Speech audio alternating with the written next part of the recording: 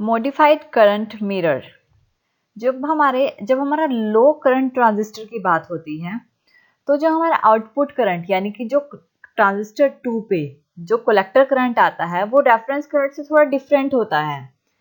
इस एरर को रिड्यूस करने के लिए हम एक और ट्रांजिस्टर का यूज करते हैं जिसे एमीटर फ्लोवर बोलते हैं और उसे ही मॉडिफाइड करंट मिरर बोलते हैं, जो कि करंट मिरर का मॉडिफाइड स्ट्रक्चर है। इसमें 3 ट्रांजिस्टर्स का यूज किया जाता है। 3 ट्रांजिस्टर सोर्स को मॉडिफाइड करंट मिरर भी कहा जाता है। Q1, Q2 and Q3।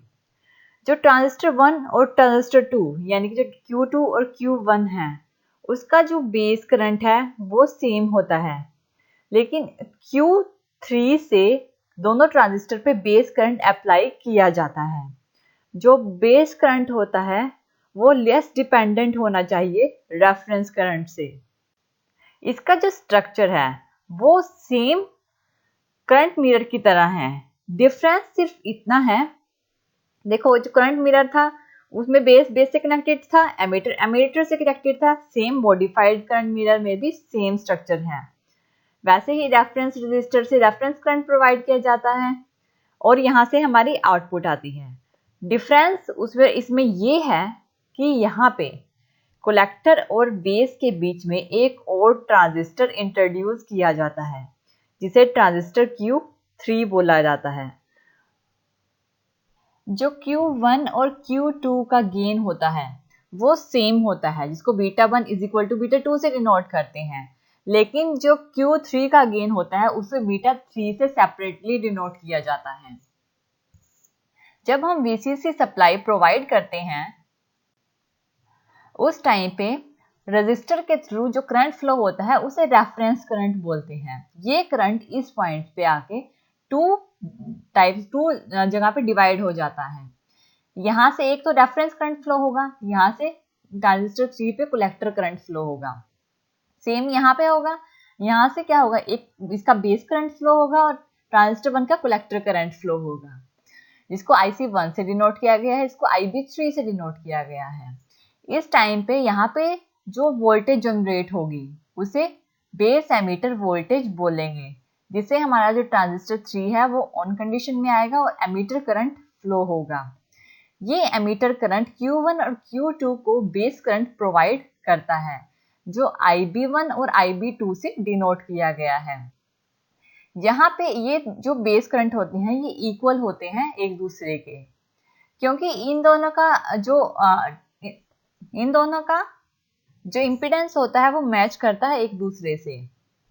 यहाँ पे बेस एमीटर वोल्टेज जनरेट होगी Q1 के अक्रॉस, ये एज अ डायोड कंडक्ट करता है, जिसे बेस एमीटर डायोड कंडक्ट करेगा, वोल्टेज जनरेट होगी और Q1 कंडक्ट करेगा, और वही वोल्टेज यहाँ पे Q2 के अक्रॉस प्रोड्यूस होगी, एस्टैब्लिश होगी और Q2 ऑन कंडीशन में आ जाएगा, और जिससे यहाँ पे जो करंट फ्लो होगा वो आउटपुट करंट वो IC2 यानी जो कलेक्टर करंट होगा वो हमारा आउटपुट करंट होगा, जो कि लोड के अक्रॉस होगा।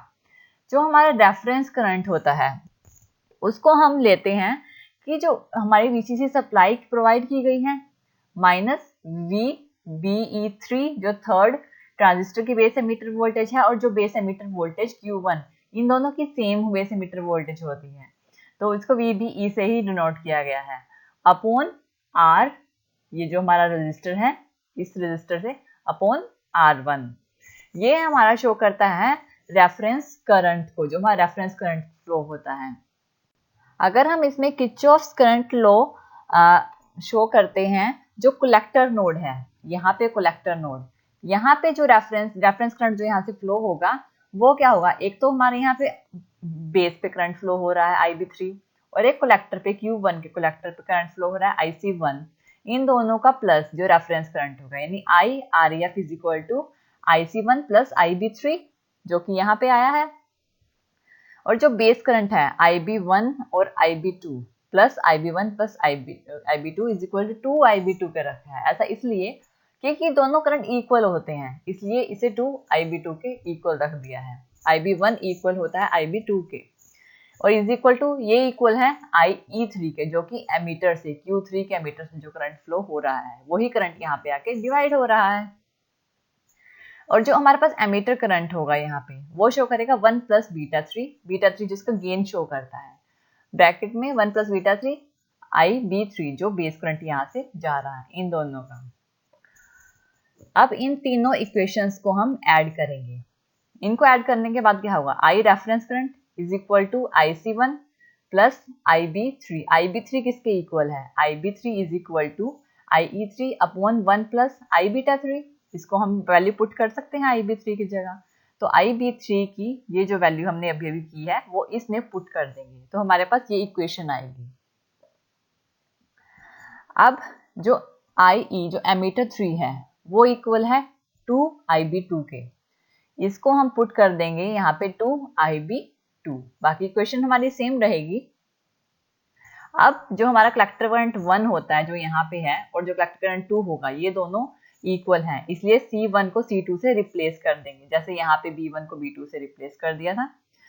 और जो हमारा B2 है यहाँ पे वो इसको इज इक्वल टू रखेंगे IC2 अपॉन में बीटा, जो कि करंट मिरर में भी सेम है, ये सेम है मॉडिफाइड में भी और करंट मिरर में भी।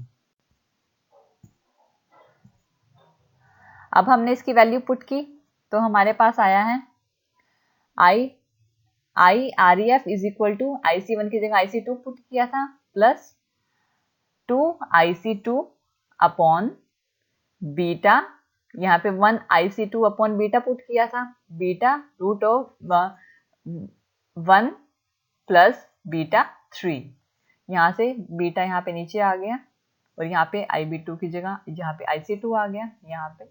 और नेक्स्ट है कि अब इसमें से IC2 कॉमन ले लिया तो हमारे पास क्या बचा, I reference is equal to IC2 bracket में 1 plus 2 upon beta 1 plus beta 3।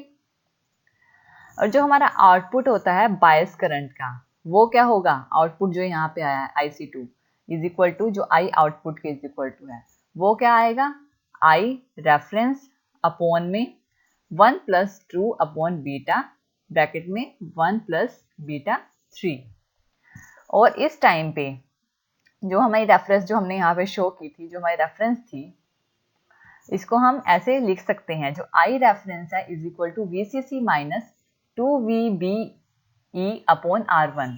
ये इक्वेशन ये शो कर रही है कि जो VBE3 यानी यहाँ पे जो बेस एमिटर वोल्टेज है और इनकी जो बेस इमिटर वोल्टेज है वो सेम है।